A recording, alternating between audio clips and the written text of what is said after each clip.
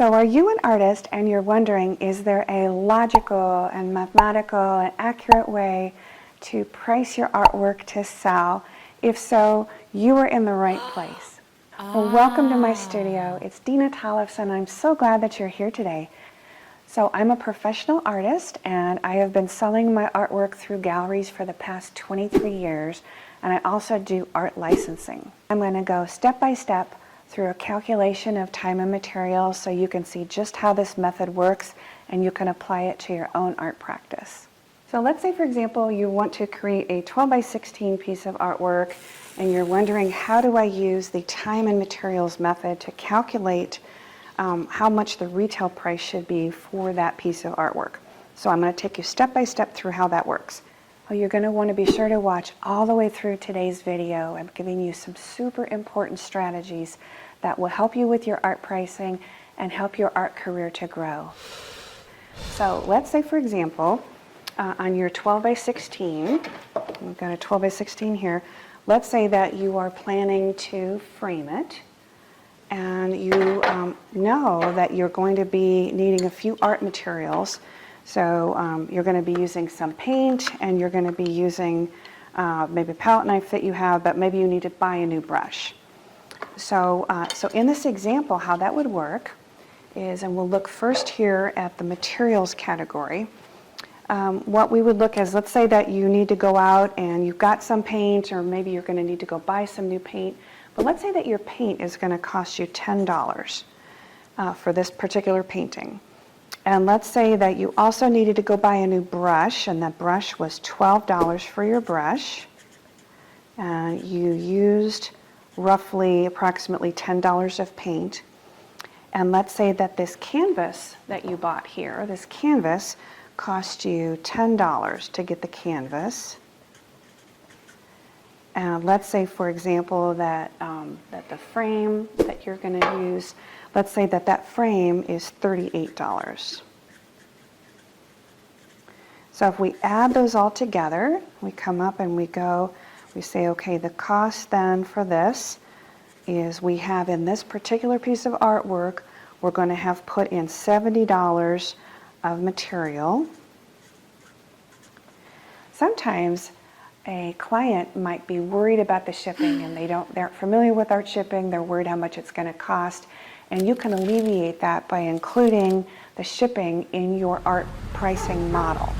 And a way to do that would be, let's say you had a 30 by 40 piece of artwork, calculate what size crate or box that would need to go in, get the size for that. You can call your shipper, UPS or DHL or FedEx, and say, hey, I'm going to be shipping this to, and then name the city that it would be going to, and then ask how much the shipping would cost for that. You can build that into your model then, and in your time and materials. The client will often feel very reassured if you can say that shipping is included in the price.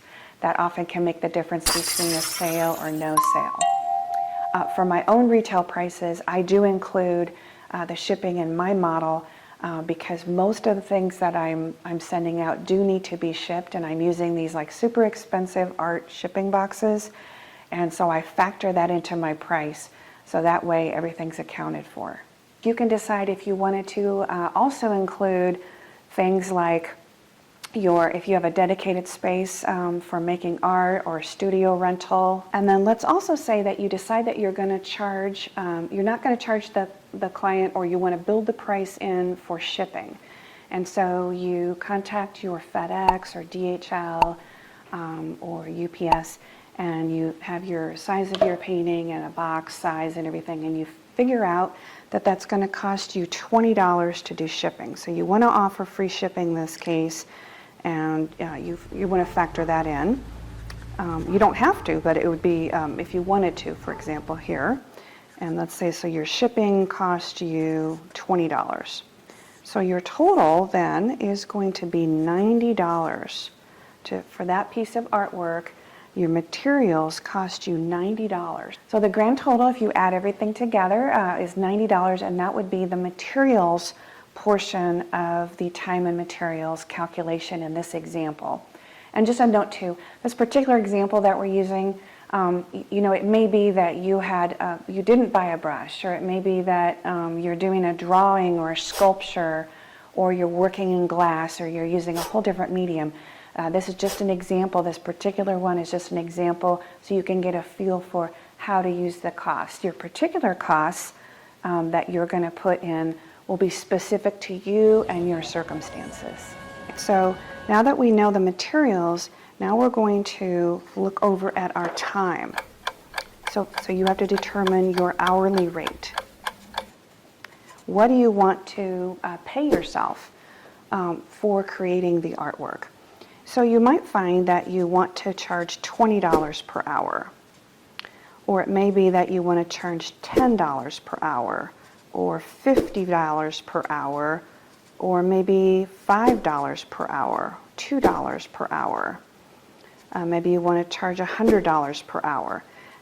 That is a decision that is really unique to you, but this will be an important consideration in your pricing, because what you charge for your hourly rate will greatly determine how much your total pricing will cost. But let's say in this case we want to charge $20 per hour, just as an example.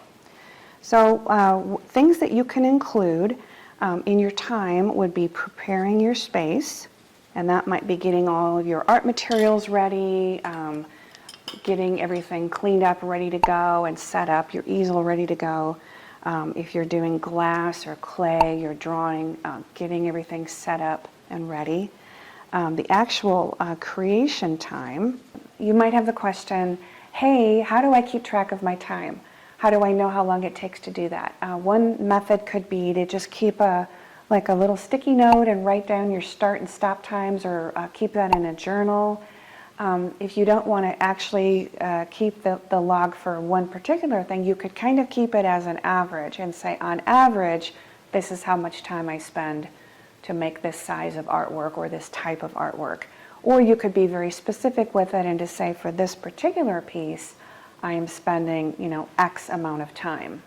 You can include in your time photographing your work, photographing it for social media, photographing it to send it to the client, that type of thing, preparing for shipment, and then driving to the location. Now, it may be that you're going to be, for example, shipping it somewhere, driving to the shipping store, that type of thing. You might want to include that. Now, you can use a whole list of the different things that you'd put into your time, or you can decide that, hey, maybe I just want to just include the actual time to create the artwork, whether it's a painting or sculpture, whatever it is. I'm just going to include only the specific time to do that. But I would think that it's going to be up to you to decide what kind of things you want to include in your time. But the most important thing here is and that's going to be likely the longest time, is the actual creation of the artwork. That's what's going to take the most time. So let's say in this example it took you 10 hours for the time to create the work, and let's say you're charging $20 an hour. So in this case, $20 per hour times 10 hours equals $200. But you can see, let's say instead, if we had charged $5 an hour, and it had taken us 100 hours to paint, then the painting we would charge $500. If we were charging $100 an hour,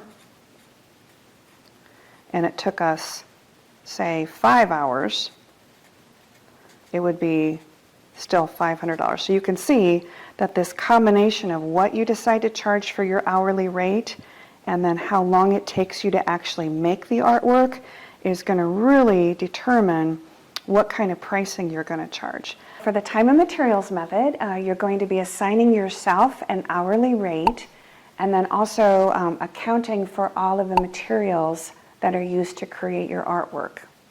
And you would include framing and shipping if those are applicable. Any special brushes, any special tools, easels, canvases, special order materials, or a stress factor if maybe creating that artwork is going to be particularly tricky for you, or maybe there's going to be a super challenging client. And so all of those could be included in your time and materials calculations, or you can keep it simple and go just with, for example, just the raw materials and a basic rate for yourself. You can decide how complicated or how simple you keep that. If you like this content, I welcome you into the art family, and I hope that you're going to ring-a-ding that subscription bell. So I've got a lot of really fun group art challenges I'm hoping that you'll participate in, and group art challenges are a fantastic way to grow your YouTube channel and a really fun and neat way to meet new friends. So an advantage of the time and materials method is that you're getting a really accurate and precise accounting of all of the time and the materials that went into creating that piece of artwork. And this is especially important for commissioned work, or if you're doing some work that's outside of your normal standard type of work that you do, or something is going to be especially challenging, maybe using a very unusual material you've never used before. But what you'll do then is, once you have your time and your materials, you add them together. So let's say in this case, it took us we were charging $20 an hour, and we're going to go 10 hours of time it took us. We would say $200 plus $90. And in this case, this painting framed with shipping would be $200 retail price. So that's how you calculate your time and material. Okay, so now that we have a retail price established for this particular piece of artwork, if you're selling directly to the client, you're going to charge them the retail price. So in this case, that would have been $290. Then there's the whole issue of taxes. So if you are selling local, be sure to include a local sales tax if there is one. And if you are shipping your work, whether it's national, internet, or international, there may be some costs associated with taxes associated with that shipment. So you'll want to check into that and then add that into your price on top of your retail price. And then also keep in mind that when you sell, there's going to be some type of a transaction fee, likely, unless you're selling directly. So if you're selling directly to a client, for example, let's say you're selling a $500 painting or a $500 piece of artwork. If you sell directly to a client, then the retail price you're selling for $500, and then you get $500 back. But let's say that they use a credit card to pay you, or let's say that they're paying through PayPal. Well, there's going to be a few percent.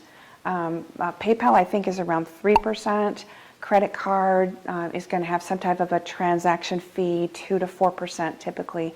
And so when they pay you, keep in mind that there's going to be that transaction fee. If you were selling through Etsy, for example, I believe they take 6.5%, something like that, as their transaction fee. So you would then have the $500 minus the 6.5% that they would take, and then that would be what your share is. So if you're like me and you're selling only through art galleries, you also want to remember that there's a transaction fee for the art gallery. So a typical percent that the art galleries will take is somewhere between 35% and 50% is a pretty normal amount, typical amount. And most art galleries take 50%. So how that would work then is on the $500 retail price of your artwork. When it sells to their client, they would keep half of that, which would be $250, and then you would get the other half, which would be $250. And that's important to remember when you're selling through a gallery, that there is a high transaction fee. And then you might be wondering, why would I even want to deal with an art gallery at all, because the transaction fees are so high? Well, I can tell you just with my own personal experience, there's no way I would have been able to sell the amount of artwork that I've been able to sell for the prices I've been able to sell for if I was not having the gallery do all of the marketing and the sales. They have beautiful spaces, wonderful lighting, they've got professional sales staff, and most importantly, they have a clientele who will come and buy the artwork from the gallery. So for me personally, I love this because that just frees me up to be able to make artwork. And then it also, it's a win-win, because the gallery then, they can have artwork to sell, and for me as the artist, for you as the artist, you can really concentrate on making the artwork. And if you're interested, I do have a series of videos on getting into an art gallery. If you're interested in that, be sure to check those out after this video. So I hope that this time and materials method has been helpful for you, and I also hope that you'll come back and watch part 4, where I'm going to take you through the square inch method of pricing your artwork. Tons of good information you're not going to want to miss. So until next time, it's Dena Tollefson, and all my best to you. Bye-bye.